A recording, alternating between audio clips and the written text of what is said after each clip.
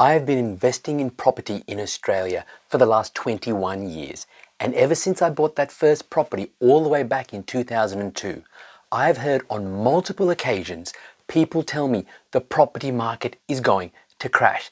Now, they've been wrong every single time, but you know what's even more amazing than that?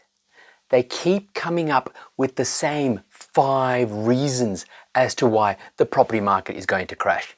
Sure, they may use slightly different terms, but they are still referring to the same 5 reasons. So today, I'm going to go through each of the 5 so-called logical reasons why they say the property market is going to crash. And then I'm going to give you proof, charts, and data to show you categorically why they're wrong.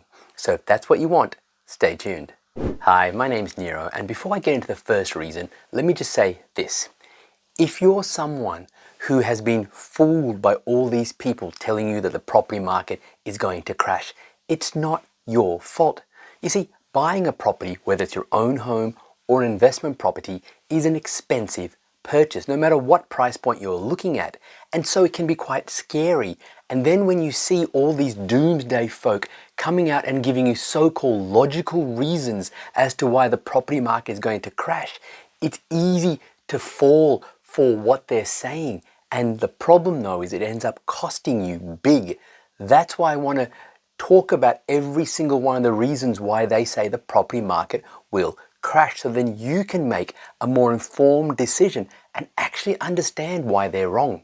So let's begin with reason number 1.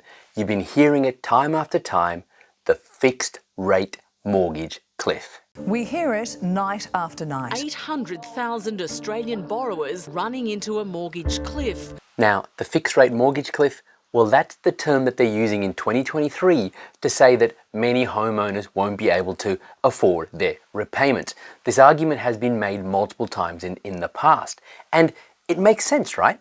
I mean, if you think about it, the argument is essentially people got home loans at record low rates. Now interest rates have risen considerably.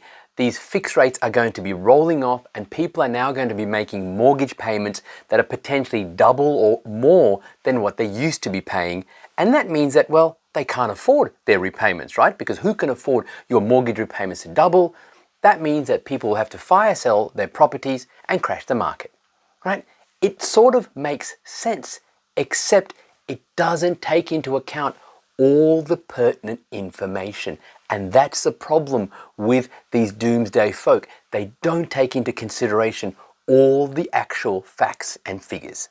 So to get to the truth behind this fixed rate mortgage cliff, what we need to do is look at the loans that the banks have and how many mortgage holders are in distress.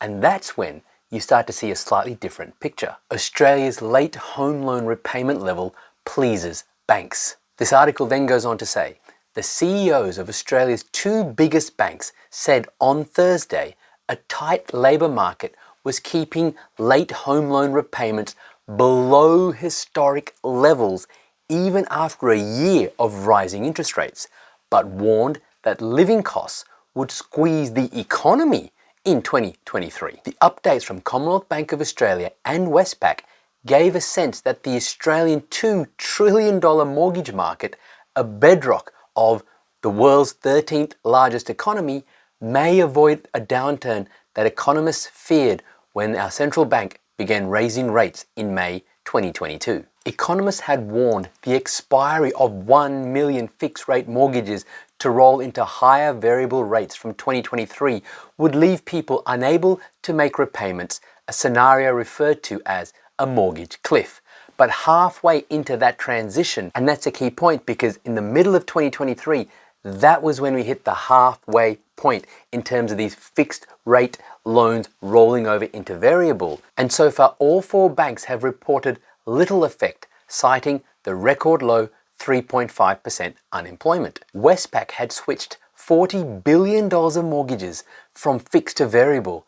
And at this point, we're not seeing a lot of stress coming out, says the Westpac CEO. And then this article from Reuters says, no Australia mortgage cliff in sight after rate hikes, says top banks. But the CEOs of National Australia Bank and ANZ Group, the number 3 and number 4 lenders, told a parliamentary hearing on Wednesday that they were seeing only a slight increase in borrower stress in the $2 trillion mortgage market. We've been pleasantly surprised at the resilience that has been shown to date, NAB CEO Ross McEwen told the House of Representatives Economics Committee hearing. We're starting to see an uptick where customers have not been able to make a payment, but the levels that we're seeing are still below the 10-year average. And that's the key point. Yes, some people might be struggling with their mortgage, but it's not enough to crash the market, as you're seeing here from the evidence provided by the banks when we're interrogating their loans. NAB had recently telephoned 8,600 mortgage customers it considered most vulnerable to higher borrowing rates, and just 14 requested support. That's 14 out of 8,600. That's way below 1%. Almost half of NAB's fixed-rate mortgage customers had reverted their loans to variable without incident, and the bank did not expect much change as the rest did the same, he said. ANZ CEO Shane Elliott told the inquiry just $6 of every $1,000 owed to his bank for a mortgage repayment was more than 90 days late, which was better than it was before the pandemic. You see, there are always some mortgage holders who are behind on their payments, right? That's been the case regardless of where interest rates are. And all we're seeing right now is that the number of people who are behind on their repayments is in line with long-term averages, if not even better than long-term averages. Borrowers coming off low fixed-rate mortgages were less stressed than the average customer, he added. They're prepared for it. They know it's coming. It's not a surprise. So the higher rates are not going to crash the property market, but they will have an impact elsewhere. And that's actually the desired result, the desired effect of these higher interest rate rises. And where are they going to have an impact? They're going to have an impact on the broader economy. Australian fixed mortgage cliff could cut retail sales by 2.2%. The article then goes on to say that the total household cash flow impact will be almost $9 billion, which is equivalent to 2.2% of the calendar year 2022 retail sales. So it's the broader economy that will be impacted by this fixed rate cliff, not property prices. Here's a chart which shows growth in new mortgages in Australia without including refinances. So these are just new mortgages, and what you can see from this chart is that in 2023 there has been an uptick. So for all this talk of fixed rate mortgage cliff, there's actually been growth in new mortgages, and that's what's driving property prices higher in many areas around Australia. So if the fixed rate mortgage cliff won't crash the property market, then people come up with reason number 2, and it's this: the property market is so expensive. Who's going to be able to afford these property prices in the future? It's so expensive, so therefore property prices must come down, right? And again, that sort of makes some sort of logical sense in the absence of all the information, right? Because if you think about it, yes, something's expensive. Yes, it's hard to afford property for the average person. So surely that means that property prices are going to crash and come down, doesn't it? Well, have a look at this short video. Excuse me, you've just come out of the auction room. Did you buy a block of land? Nope. Why not? Too expensive. How much did you want to bid? About 1,600, something like that. And what were the prices of blocks this morning? The last 15 or so blocks have started at 2,000 and gone up to anywhere between 3,000 and 4,000. So what will you do now? Well, we have to wait and hope for the best at the next one. So I don't know whether there's a complete shortage of land or what the position is, but the restricted auction was just the same. I mean, it's ridiculous to sort of pay such a lot of money for a block of land when you don't really own it anyway. That's from 1968, and people thought property prices were expensive back then. So the fact is, property prices have almost always been considered expensive in Australia. I mean, let me ask you, can you ever think of a time when you thought property prices were cheap in Australia, especially if you live in Sydney, Melbourne, or even Canberra, right? I'm guessing the answer is no. It's always been expensive. And as I said, because property prices have always been considered expensive, you don't want them to go down, especially if you just bought a property. Hence, all this fear-mongering can really scare you, right? I mean, have a look at this article from 2008. Sydney house prices could drop by 40%. Some experts don't accept the view of Citigroup that Sydney house prices will not fall. They say we have a housing price bubble that will deflate as all bubbles eventually do, and they're talking about a drop of 40%.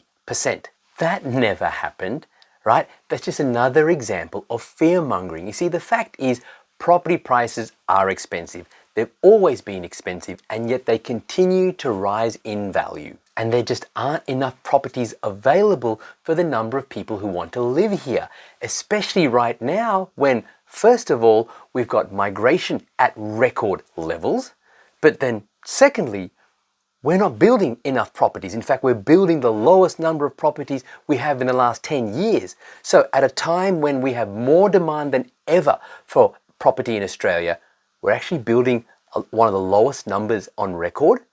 What do you think that's going to do to property prices when demand is so much higher than supply? But then you might be thinking, yeah, but who is going to be able to afford property prices at this level? Well, have a look at this. The Lindemans bought their new home at auction and paid in cash. They're part of a growing trend. The article then goes on to say, higher interest rates and property prices are not deterring migrants, retirees, and first home buyers drawing on the bank of mum and dad. More migrants are buying property before gaining residency.